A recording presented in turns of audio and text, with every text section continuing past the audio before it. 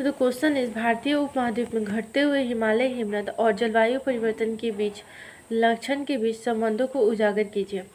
भारतीय उपमहाद्वीप में घटते हुए हिमालय के हिमनद और जलवायु परिवर्तन के बीच एक स्पष्ट संबंध है, क्योंकि जिस गति से जलवायु परिवर्तन हो रहा है और तापमान में वृद्धि हो रही है, इस गति से ग्लेशियर्स तेजी से पिघल रहे हैं, जिसका प्रभाव कई क्षेत्रों में देखने को मिल रहा है। सबसे पहले ग्लोबल वार्मिंग और तापमान में वृद्धि। वर्तमान समय में ग्लोबल वार्मिंग के कारण वैश्विक तापमान में वृद्धि, जिसके ग्लेशियर्स तेजी से पिघल रहे हैं और जिसके कारण भारतीय उपमहाद्वीप के 3 प्रमुख नदी जैसे कि गंगा, ब्रह्मपुत्र, यमुना आदि, जी की भारत के लोगों का एक आजीविका का एक प्रमुख स्रोत भी है। इसमें इन नदियों में जल की आपूर्ति एक समय के लिए तो बहुत अधिक मात्रा में बढ़ सकती है, परंतु लंबे समय तक इसमें सूखा जैसी समस्या भी आ सकती है। और जो कि भारत की मध्यवर्ती मैदान, जहाँ पे बहुत अधिक लोग निवास करते हैं, और वहाँ का एक प्रमुख जल का स्रोत है गंगा, जो गंगा नदी, और गंगा नदी का जल का स्रोत हिमालय के हिमनद है। और यदि इस नदी में जल की आपूर्ति कम होगी तो भारत के सिंचाई, कृषि क्षेत्र में इसकी बहुत दूरगामी प्रभाव पड़ सकता है। और इसके अलावा समुद्री जल में वृद्धि हो सकती है। यदि ग्लेशियर्स पिघलेंगे तो समुद्र के जल स्तर में वृद्धि हो सकती है।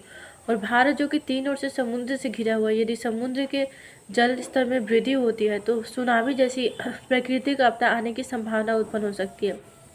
इसके अलावा भारतीय अर्थव्यवस्था पर भी प्रभाव पड़ सकता है, क्योंकि भारत की एक बहुत बड़ी आबादी कृषि पर निर्भर है, और यदि कृषि के लिए जल आपूर्ति नहीं हो पाएगी तो खाद्यान्नों की उत्पादन भी कम हो पाएगी, जिससे कि कृषि क्षेत्र में इसकी बहुत बड़ी समस्या उत्पन्न हो सकती है, और साथ ही यह अर्थव्यवस्था पर गहरा प्रभाव उत्पन्न कर सकता है।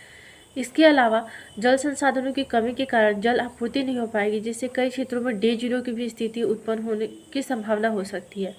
इसके अलावा जैव विविधता और जो प्राकृतिक वनस्पति, इन सब का भी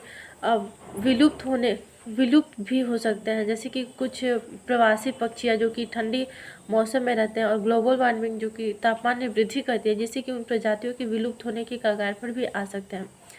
इस स्थिति में यदि देखा जाए तो हिमालय के हिमनद और ग्लोबल वार्मिंग का एक बहुत ही गहरा संबंध है।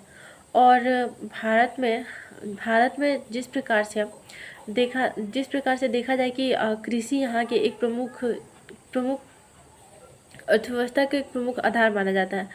कृषि के लिए जल आपूर्ति बहुत अधिक है, तो इसके लिए सबसे पहले भारत में सामाजिक वानिकी के लिए लोगों को जागरूक करना चाहिए, ताकि लोग पौधारोपण करें, और जलवायु परिवर्तन के महत्व के बारे में लोगों को समझाना जाना चाहिए, ताकि ग्लोबल वार्मिंग को कंट्रोल किया जा सके। और यदि ग्लोबल वार्मिंग बढ़ेगी तो तापमान में वृद्धि होगी, जिससे कि ओजोन लेयर भी क्षति हो सकती है, और पराबैंगनी किरणें जैसे किरणें हमारे शरीर पर डायरेक्ट आएंगी तो उससे बहुत सारी बीमारियां भी उत्पन्न हो सकती है। साथ ही ग्लोबल वार्मिंग के कारण यदि तापमान में वृद्धि होती है तो जब ग्लेशियर्स पिघलते हैं तो उससे कई हानिकारक गैसें जैसे कार्बन और मीथेन उत्पन्न होती है, जो हमारे वायुमंडल को और अधिक हानिकारक बना देते हैं।